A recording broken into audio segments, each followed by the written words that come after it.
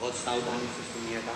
नवग्रह श्री महापुराण कथा हैदराबाद को। एक बेलपत्री का वृक्ष, आप खड़े होना, आपके घुटने तक होगा। एक बेलपत्री का वृक्ष आपके कंधे तक होगा। एक बेलपत्री का वृक्ष आपके सिर से ऊंचा होगा। गौरी, कात्यायनी और महालक्ष्मी, तीन बेलपत्री के वृक्ष की अवस्था रहती है। कौन से बेलपत्री के वृक्ष से पत्तियों को तोड़ा जाता है? जम के बोलो जरा। कौन से बेलपत्री के वृक्ष से पत्तियों को लिया जाता है? गौरी से? बोलो जरा। नहीं। कात्यायनी से? नहीं। बेलपत्री की पत्तियों को लिया जाता है महालक्ष्मी से। किससे लिया जाता है? महालक्ष्मी से, जो तुम्हारे सिर से ऊपर हो, जिसकी छाया तुम पर पड़ रही हो। ऐसा वृक्ष, बड़ा वृक्ष होना चाहिए, जिससे पत्ती को लेकर जब हम शंकर भगवान को समर्पित करते हैं तो लक्ष्मी को जब हम लेकर आते हैं और भगवान शंकर को जब देते हैं और उस पत्ती को हम वापिस जब उठाते हैं तो भगवान महालक्ष्मी को अपने घर में प्रदान कर देता है। ऐसी वृक्ष से पत्तियों को लेना चाहिए। पर आज के जमाने में लोग इतने समझदार हो गए, बड़े वृक्ष से कौन पत्ती तोड़ने जाए, छोटे छोटे वृक्ष लगे, उन छोटे से वृक्ष में से पत्ती तोड़ ली, छोटी सी पत्ती तोड़ ली। अरे शास्त्र कहता है, यहां तक वर्णन करता है शास्त्र, अगर आपके घर में तुलसी का पौधा छोटा है तो वो कुमार अवस्था का होगा। वो तुलसी का पौधा जब घेर घमोर हो जाता है तब अखंड सौभाग्य को देने वाला हो जाता है। उसमें से पत्तियों को उतारा जा सकता है, उसमें से आप कोपल को उतार सकते हो, उसमें से पत्ती को आप उतार सकते हो। उसी तरह बेलपत्री के वृक्ष में भी जो वृक्ष लक्ष्मी, महालक्ष्मी का तुल्य हो, उसमें से आप बेलपत्र को उतार सकते हो। छोटे छोटे वृक्ष की पत्ती को तोड़ना ये उसमें का है जैसे छोटी अवस्था की कन्या के साथ में अपशब्द कहना, ताने देना या उसको आड़ा टेढ़ा कह देना।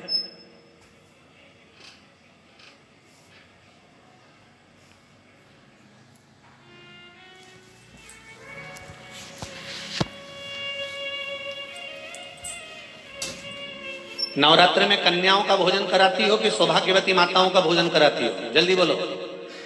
कन्याओं का। तो सौभाग्यवती को कराने में क्या दिक्कत है?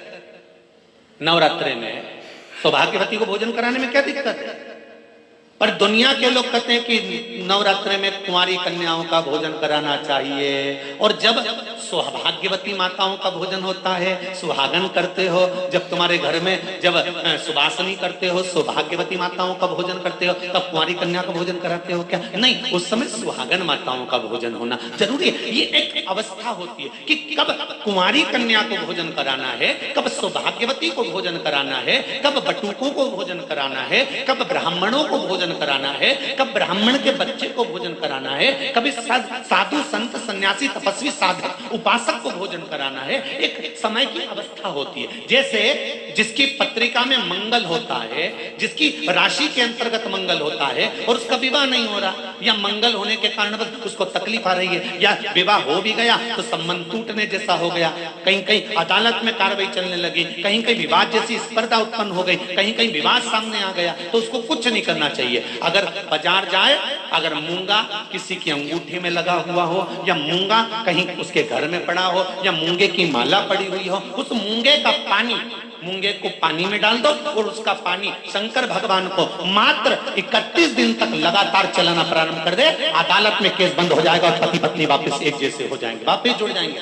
और अगर विवाह नहीं हो रहा है तो मंगल राशि वाले का अगर विवाह भी नहीं हो रहा है तो मंगल विवाह आनंद के साथ पूर्ण होगा। ज्यादा भटकना, बस 31 दिन तक मूंगे का पानी, जो मूंगा आप लोग अंगूठी में पहनते हो, हाथ में पहनते हो, माला पहनते हो, उसी मूंगे को पानी में डालकर उसका जल शंकर को चढ़ाना प्रारंभ कर दो।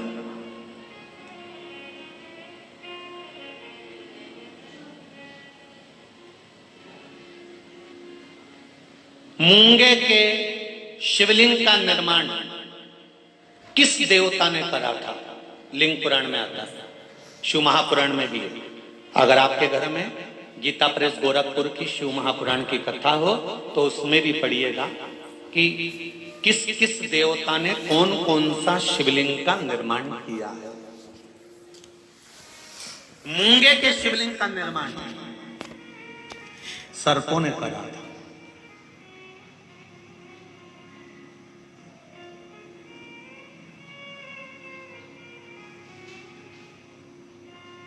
जब शिवलिंग का निर्माण हुआ, पूजन हुई, शिवजी ने आकर आशीर्वाद प्रदान करा, तब सर्पों ने केवल एक बात मांगी थी कि हमारी इन सर्प कन्याओं, ये सांप की बेटियां हैं, सर्प की बेटियां हैं, सर्प के पुत्र हैं, इनका विवाह कैसे होगा? कौन होगा जो इनसे विवाह करे? इन सर्प कन्याओं का, इन सर्प वरों का विवाह होगा कैसे? शंकर भगवान ने कहा तुम चिंता मत करो, तुमने मूंगे का शिवलिंग का निर्माण कर कर मेरी पूजन करी है।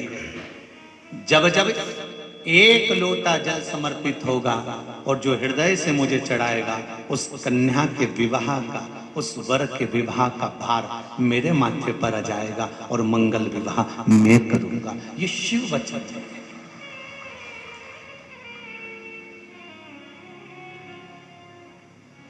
एक बहुत सुंदर सा प्रसंग है, जरा ध्यान दीजिएगा।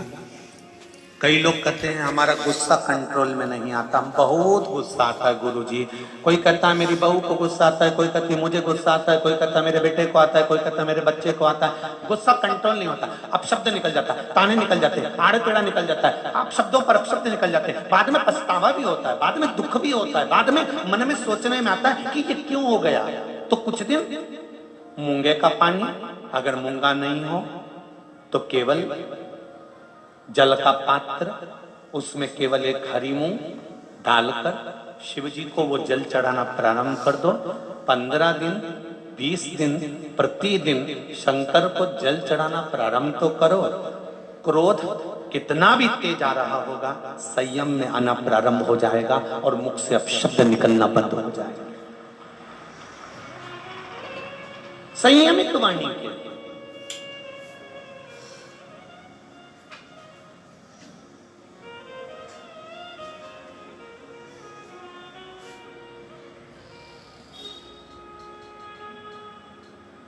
केवल शंकर भगवान की आराधना किस रूप में करना है, कैसे करना है, किस तरह से करना है, शंकर भगवान की पूजन किस रूप में करना है, किस तरह से करना है, हमको शिव महापुराण के माध्यम से ये सीखना है। क्यों? क्योंकि हम बहुत सी गलतियां करते हैं साहब। जरा जरा सी बात में अदालत में केस पहुंच जाता है, जरा जरा सी बात में पति पत्नी अलग हो जाते हैं, जरा जरा सी बात में भाई भाई अलग हो जाते हैं। कारण क्या है?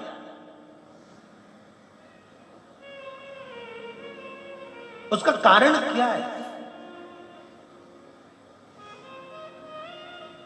जेठानी को मालूम है मेरा पति कमा रहा है, देवरानी को मालूम है मेरा पति कमा रहा है, जेठानी को देवरानी को दोनों को मालूम है कि सास और ससुर की जो जायदाद होगी वो आधी आधी मिलेगी। फिर लड़ाई किस बात की है? फिर विवाद किस बात का है? फिर भाइयों में तकलीफ किस बात की है? फिर ननंद को मालूम है कि मेरे को भी एक दिन जाना है और भाभी को भी यहाँ पर रहना है, तो फिर ननंद और भाभी में विवाद किस बात का है? हमें बस ये समझना है कि लड़की अच्छी देखी, परिवार अच्छा देखा, कुटुंब अच्छा देखा, लड़का अच्छा देखा, परिवार अच्छा देखा, फिर विवाद किस चीज के लिए होता है? वो विवाद किसी दूसरी चीज का नहीं होता। विवाद केवल हमारे ग्रहों का, हम जो सोचते हैं, बहुत अभिलाषा लेकर आते हैं, वो पूर्ण नहीं होती तो तकलीफ आती है। उसको पूर्ण करने के लिए परिवार वालों पर जोर नहीं दिया जा सकता, उसको पूर्ण करने के लिए मेरे देवाधिदेव महादेव से कहा जा सकता है कि तेरे भरोसे पर यह कार्य किया, तेरे बल पर करा।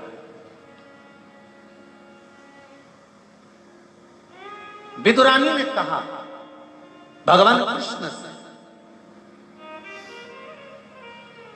ठाकुर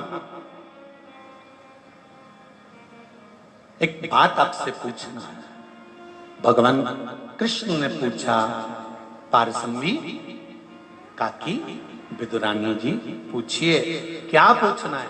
विदुरानी कहती है मुझे केवल इतना सा पूछना है कि भगवान अपने भक्त से उसकी प्रिय चीज, उसकी प्रिय वस्तु क्यों छीन लेता है?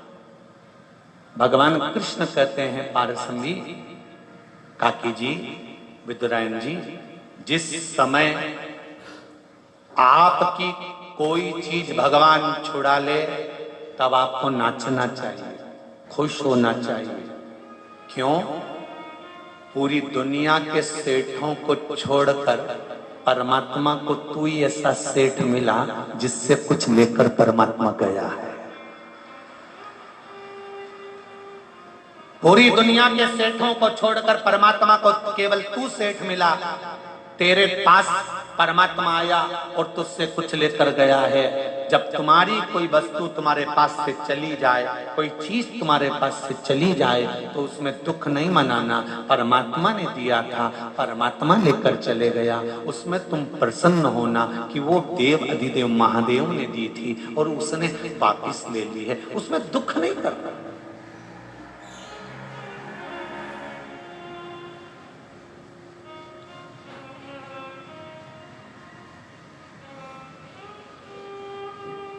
जब कोई मरता है ना तो घर के लोग रोते हैं। इनको कोई रुलाता है? अरे बोलो तो सही भाई, शादी में महिला संगीत में डांस करना है, नाचना है, तो उसकी तो प्रैक्टिस करना पड़ती है 15 दिन पहले। पर कोई मरे तो इतने सारे लोग आएंगे तो बैठ के रोना पड़ेगा, तो इसकी प्रैक्टिस कोई कराता है? अरे बोलो जम के कोई कराएगा? नहीं, इसकी प्रैक्टिस नहीं कराई जाती और रोने की प्रैक्टिस नहीं कराई जाती। पार्वती जी ने शिव जी से पूछा कि ये मरने के बाद परिवार वाले क्यों रोते हैं? शंकर भगवान ने कहा ये मरने के बाद परिवार वाले व्यक्ति के लिए नहीं रोते, वो इसलिए रोते हैं कि इतना भरा पूरा मेहनत कर कर कर चले गया, सब जोड़ कर छोड़ कर चले गया। जिंदगी के सुख के दिन आए थे और 2 रोटी सुख से नहीं खा सका। पूरी जिंदगी कमा कमा कमा कमा आखिरी में छोड़ा गया और फोटो पे प्लास्टिक के फूल की माला चढ़ गई। इसलिए रोना आ रहा है कि सब छोड़ कर चले गया। जो जिंदगी भर मेहनत करी, अब खुशी का समय आया था, अच्छा समय आया था, गोल्डन समय आया था और बड़ा सुंदर समय आया था, जिस समय खाने की समय था, एंजॉय का समय था, फुल एंजॉयमेंट जीवन को जीना था, उस समय पर जाने का समय हो गया। निवेदन करूंगा हैदराबाद वालों, जितने लोग आस्था पर कथा सुन रहे हैं, फेसबुक के ऊपर सुन रहे हैं, प्रतिदिन हर पल हर क्षण हर घड़ी जितने दिन आपकी जिंदगी के हैं, ये मत सोचना कि परसों के दिन मैं अच्छे से ये कर लूंगा, मैं कल ये कर लूंगा, मैं नरसों ऐसा कर लूंगा, मैं 8 दिन बाद ऐसा कर लूंगा, मैं 15 दिन बाद ऐसा कर लूंगा। नहीं, शिव महापुराण की कथा कहती है काल करे सो आज कर। जिंदगी का कोई ठिकाना नहीं, श्वास का कोई भरोसा नहीं, इस मनुष्य देह का कोई ठिकाना नहीं, कब जाना पड़ जाए। इसलिए रोज प्रतिदिन सुबह से उठने के बाद अपनी दिनचर्या को इससे जीना कि कल का दिन आए कि नहीं आए, आज ही फुल एंजॉयमेंट, खूब जोरदार छोटी मोटी करके डेंटिंग पेंटिंग करके खाया पिया मौज करा और अपनी जिंदगी को मस्त जिए, रो कर नहीं। नहीं तो सुबह से उठे और रोकर जिंदगी जी रहे हो। बहू ने ऐसा कह दिया, सास ने ऐसा बोल दिया, देवरानी ने ऐसा कर दिया, नंदन ने ऐसा कर दिया, तुम्हारे भाई ने ऐसा कह दिया, तुम्हारे बंधु ने ऐसा कर दिया, काका जी ऐसा बोल रहे थे, रिश्तेदार ऐसा बोल रहे थे, फूफा जी ऐसा बोल रहे थे। नहीं, सुबह से उठो और चेहरे पर स्माइल हो और मुख पर श्री शिवाय नमस्तुभ्यम हो। घर के लोग भी कहें बहू आज बड़ी प्रसन्न दिख रही है, तो कह देना शिव महापुराण की कथा में जीने का तरीका सीख लिया है, कब मर जाऊं ठिकाना नहीं, इसलिए रोज एंजॉयफुल जीना चाहती हूं, अपनी जिंदगी को फुल एंजॉयमेंट के साथ जीना चाहती हूं।